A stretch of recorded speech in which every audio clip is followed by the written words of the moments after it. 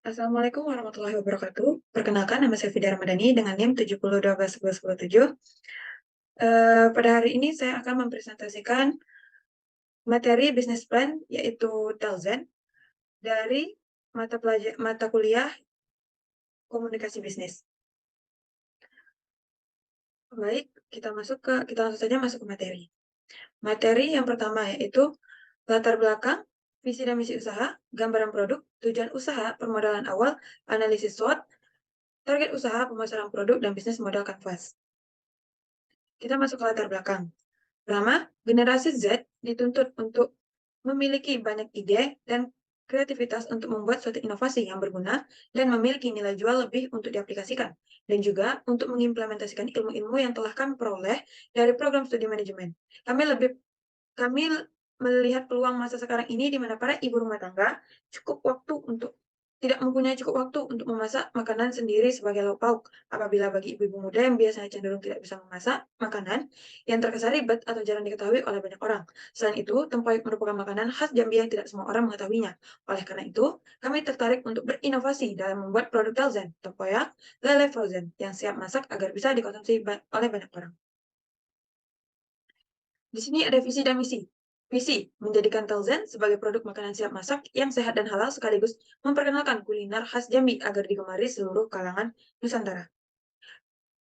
Terus ada misi, yang pertama, melakukan branding produk menggunakan media online. Kedua, mempertahankan kehalalan produk melalui pengecekan bahan baku pembuatan. Yang ketiga, meningkatkan nilai gizi tempoyak lele dengan melakukan fortifikasi bahan baku. Yang keempat, ada mempertahankan cita rasa tempoyak lele yang khas dengan memilih bahan baku yang terbaik. Yang terakhir, ada memberikan pelayanan prima kepada konsumen.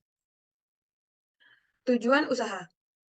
Membuat inovasi yang menambah pengalaman, dua, mensejahterakan para peternak lele yang bingung untuk menyalurkan atau menjual ikan lele mereka, mensejahterakan petani durian, membantu memperkenalkan makanan tradisional khas Jambi, yaitu tempoyak kepada masyarakat luas. Kelima, mempercepat waktu ibu-ibu untuk mempersiapkan lauk ikan lele sehingga tidak perlu takut dipatil ikan lele dan bingung mempersiapkan bumbunya. Mempermudah generasi Z yang ingin memasak lauk karena karena tinggal dimasak saja. Terus yang keempat ada gambaran produk. Yang pertama ada spesifikasi produk, logo produk, proses produksi, dan pengemasan. Nah, yang pertama ada logo produk. Filosofi logo bisnis. Lingkaran berwarna hitam, lingkaran mengartikan hubungan dan kesatuan dari bahan-bahan yang digunakan. Lalu, warna hitam mengartikan kekuatan dari hubungan dan kesatuan bahan yang digunakan dalam pembuatan Telzen. Yang kedua, ikan lele, yang berada di tengah logo. Ikan lele melambangkan bahan bakunya, sedangkan lele berada di tengah logo, mengartikan bahwa makanan ini mudah ditemukan di tengah-tengah kalangan masyarakat. Ketiga, ada durian. Di dalam logo tersebut melambangkan salah satu bahan baku yang kami gunakan, yaitu buah durian yang telah matang sebagai bahan pembuatan tempoyak. Yang terakhir, warna kuning keemasan melambangkan kejayaan.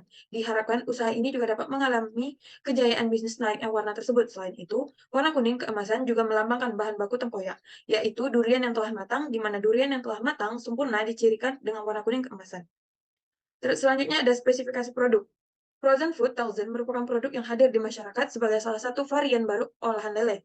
Telzen menghadirkan lele yang siap masak menjadi hidangan tempoyak, salah satu kuliner khas Provinsi Jambi.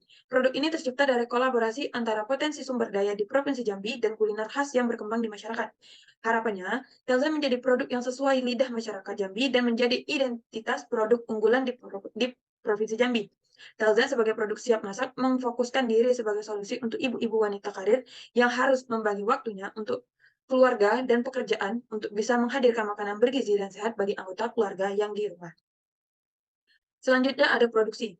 Perlakuan ikan lele, kedua ada pembuatan tempoyak, ketiga ada peracikan bumbu. Selanjutnya ada pengemasan. Masukkan menjadi satu kemasan ikan lele, tempoyak, dan bumbu dalam kemasan plastik, kemudian merekatkan penggunaan impulse seller. Kedua, masukkan produk yang sudah jadi tadi ke dalam frozen di kulkas. Dalam waktu dekat ini, untuk awal produksi, owner masih menggunakan kulkas pribadi untuk proses produksi. Namun, sembari menjalankan usaha, owner akan berusaha untuk memiliki freezer frozen food sendiri. Nah, selanjutnya ada analisis SWOT. Ada strength atau keunggulan. Yang pertama, produk ini sangat inovatif karena belum ditemukan produk yang sama persis di sekitar wilayah tempat tinggal owner. Kedua, Telzen mengandung protein dari omega 3 yang dapat mencegah anemia hingga menjaga kesehatan otak dan jantung. Ketiga, Telzen tidak mengandung pengawet, pewarna, dan perisap buatan. Keempat, Telzen memanfaatkan komoditi lokal sebagai bahan baku produknya. Kelima, Telzen membantu memperkenalkan Jambi melalui kuliner khas daerahnya, yaitu tempoyak. Keenam, Telzen dapat dinikmati oleh masyarakat luas karena bisa bertahan cukup lama dalam bentuk frozen food. Terus, ada opportunity, peluang. Produk frozen food banyak diminati karena bisa disimpan dalam waktu yang cukup lama. Kedua, bagi kalangan milenial dan ibu rumah tangga yang bekerja, makanan siap masak merupakan solusi praktis untuk dipilih. Ketiga, tempoyak merupakan makanan yang terkenal dan diminati banyak orang. Selanjutnya ada stretch atau tantangan. Pendistribusian Telzen melalui e-commerce karena akan menelan biaya transportasi. Banyak kompetitor produk frozen food lainnya di pasaran. Weakness, kelemahan, Telzen sangat bergantung pada mesin freezer untuk penyimpanannya. Selanjutnya ada target usaha. Kami menggunakan teknik segmentasi pasar untuk mengidentifikasi dan membagi-bagi target pasar berdasarkan karakteristik konsumen. Segmen pertama, ada segmentasi demografis. Calon konsumen adalah ibu rumah tangga dan generasi Z dari semua kalangan tanpa memandang status, tingkat ekonomi, maupun pendidikan. Kedua, ada segmentasi geografis. Telzen menargetkan calon konsumen di wilayah perkotaan dan pedesaan sebab kami ingin memperkenalkan makanan khas Jambi dan bahan dasarnya pun mudah didapatkan. Segmentasi psikografis. Telzen mengutamakan ibu rumah tangga dan generasi Z yang kesulitan mencari bahan membuat tempoyak, bingung dalam memilih lauk, dan belum bisa memasak dengan baik, sehingga mereka bisa dengan mudah menyiapkan masakan. Terus yang kedua ada pemasaran produk.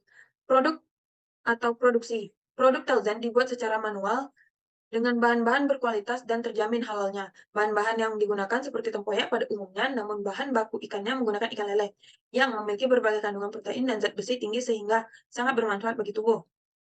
Terus selanjutnya ada price atau harga.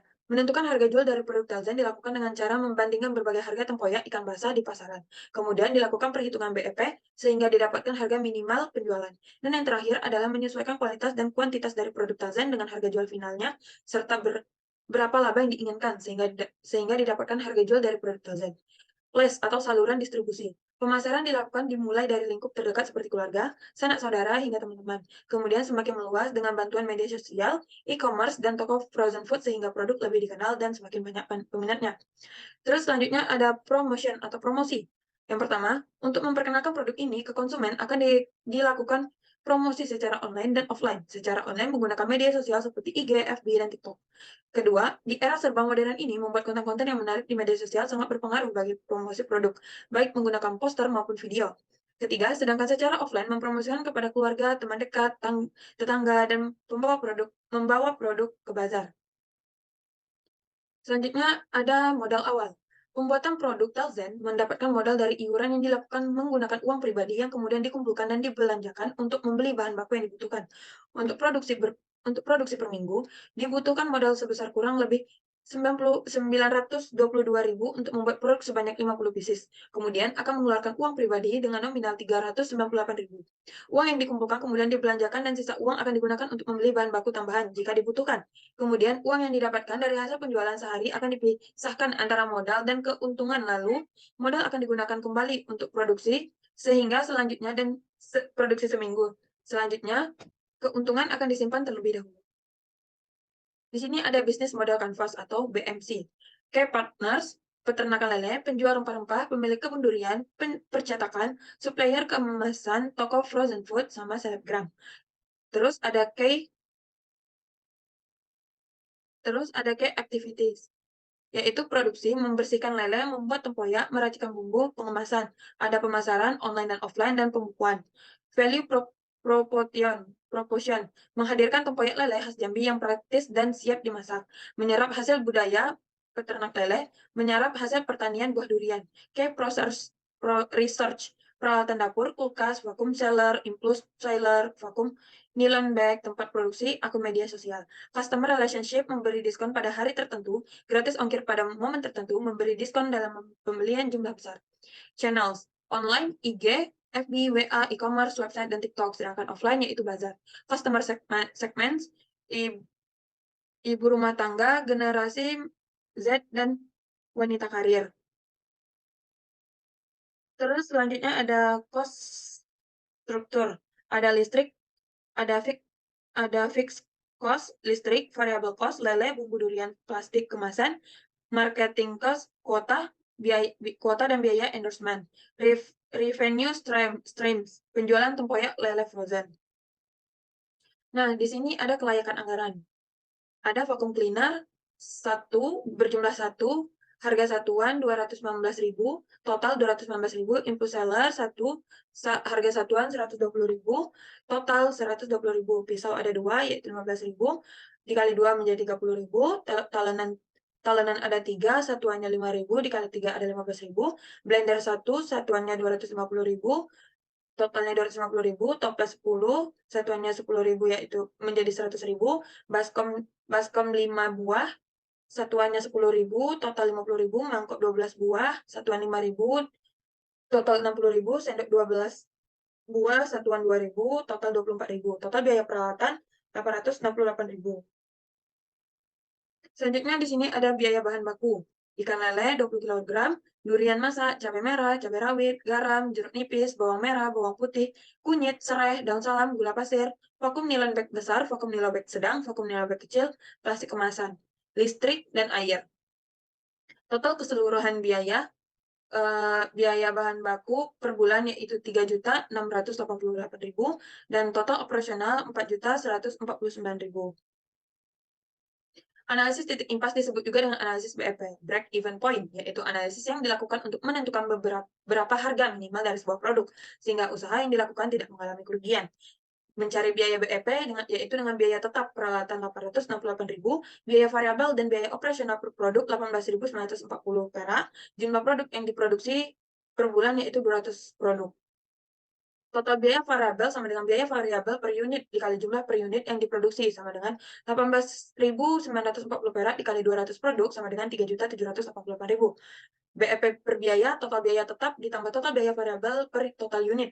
Rp868.000 ditambah Rp3.788.000 dibagi 200 sama dengan Rp23.280. Maka BEP per biaya Telzen per bulan adalah Rp23.280 perak. Apabila usaha Telzen ingin mendapatkan profit, maka harga Telzen per produk harus lebih tinggi dari BEP per biaya per bulan. Oleh karena itu, kami memutuskan untuk menjual produk Telzen seharga Rp32.000 per produknya. Sekian hasil presentasi bisnis plan yaitu Telzen dari saya Vidya Ramadhani. Jika ada kata-kata atau tingkah laku saya yang salah, saya mohon maaf. Saya undur diri. Wassalamualaikum warahmatullahi wabarakatuh.